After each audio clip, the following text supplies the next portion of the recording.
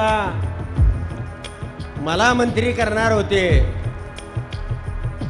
परंतु तुमच्या या उंदीर मामाचा नंबर लागला असेल, जेडपीचा अध्यक्ष असेल, आमदार असेल, मंत्री असेल, जे जे साहेबांना करता येईल ते सगळं दिल्यानंतर सुद्धा हा माणूस रामाच्या पार्टीमध्ये गेला।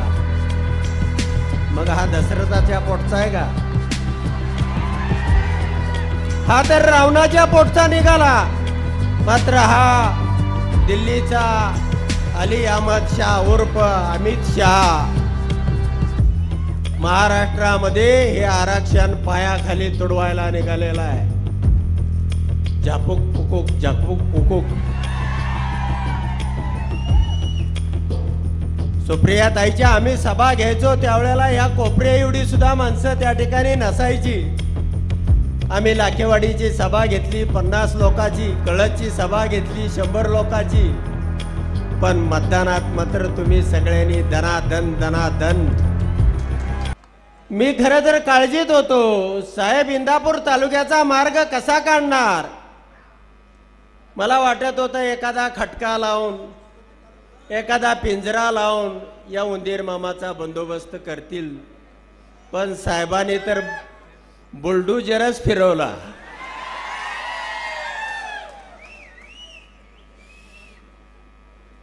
मित्रांनो, निश्चितपणानं आपल्याला या ठिकाणी आवर्जून सांगावं लागणार आहे की जे म्हणून आज रामाच्या पार्टीमध्ये गेलेले आहेत त्यांचा कारभार पाहिला आणि साहेबांनी जाना म्हणून संधी दिल्या होत्या। खरं तर साहेब त्यावेळेला मला मंत्री करणार होते, परंतु तुमच्या या उंदीर मामाचा नंबर लागला आणि भरधाव वेगानं हा मामा आमच्या जिल्ह्याचाही पालकमंत्री झाला। आमच्या तालुक्यामध्ये 5 रुपये सुद्धा निधी दिला नाही आणि इंदापूर तालुक्यामध्ये सांगतात मी 5000 कोटी रुपयाचा निधी आणला आणि कमिशन मात्र 5%नं 250 कोटीचं गोळा केलं। बरोबर आहे का?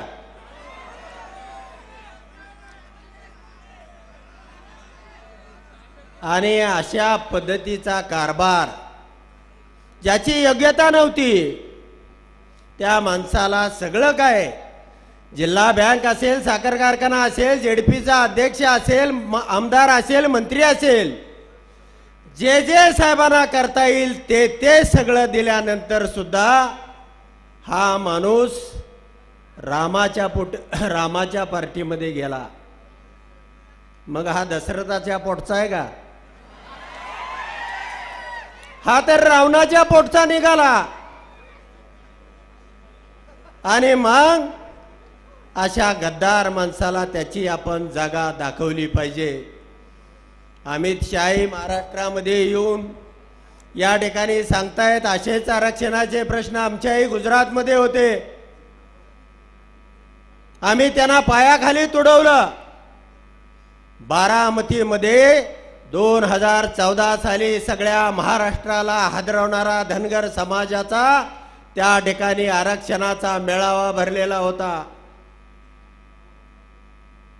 तुम्ही बिरोबाची शपथ घेऊन सांगितलं की आम्ही पहिल्या कॅबिनेटमध्ये आरक्षण देऊ।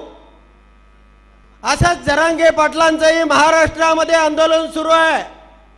तुम्ही छत्रपती शिवाजी महाराजाची शपथ घेऊन सांगितली की आम्ही मराठा समाजाला आरक्षण देऊ। मात्र हा दिल्लीचा अली अहमद शाह उर्फ अमित शाह महाराष्ट्रामध्ये हे आरक्षण पायाखाली तुडवायला निघालेला आहे। अशाच पिपाण्या महाराष्ट्रामध्ये सुद्धा परिषदेच्या, विधानसभेच्या नाही, परिषदेच्या पिपाण्या या राज्याचे प्रमुख वाजवत आहेत।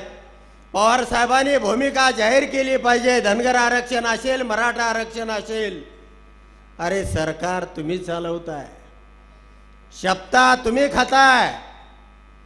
छत्रपती शिवाजी महाराजांची शपथ खाताय, बिरोबाची शपथ खाताय, पहिल्या कॅबिनेट मध्ये आरक्षण देऊ म्हणून सांगताय, आणि तुम्ही इथं पवार साहेबांना विचारताय की तुम्ही आरक्षण देणार आहे का नाही। सरकारमध्ये तुम्ही बसलाय कशाला? सरकार चालवायची अक्कल सुद्धा निश्चितपणानं आपल्या अंगामध्ये लागते। आणि म्हणून मित्रांनो, ह्या ज्या पिपाण्या वाजवल्या जात आहेत परिषदेच्या, ह्या पिपाणी वाजवणाराच्या तोंडामध्ये आपल्याला तुतारी घालावी लागणार आहे आणि त्याचा आवाज आपल्याला बंद करावा लागणार आहे। आता मला निश्चितपणानं खात्री झालेली आहे की या ठिकाणी हर्षद भाऊचं आता निश्चितपणानं आता कसं झापूक पुकूक झापूक पुकूक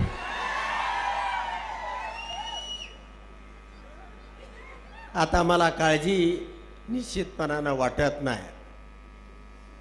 आणि पवार साहेबांनी या राज्यामध्ये रचना करत असताना प्रत्येक ठिकाणी ज्याही पद्धतीनं त्यांनी प्रत्येक तालुक्याचा अभ्यास करून त्या ठिकाणी नियोजन केलेलं आहे। हर्षवर्धन भाऊ, आम्ही तुमच्या सोबत आहोत। सुप्रियाताईच्या आम्ही सभा घ्यायचो त्यावेळेला या कोपऱ्या एवढी सुद्धा माणसं त्या ठिकाणी नसायची।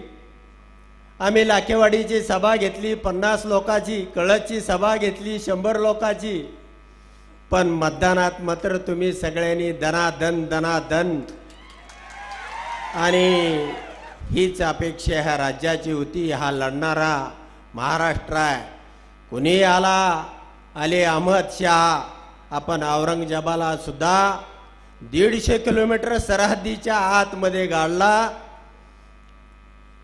या अमित शहाना सुद्धा याच महाराष्ट्राच्या मातीमध्ये गाडू, एवढंच या प्रसंगानं सांगतो।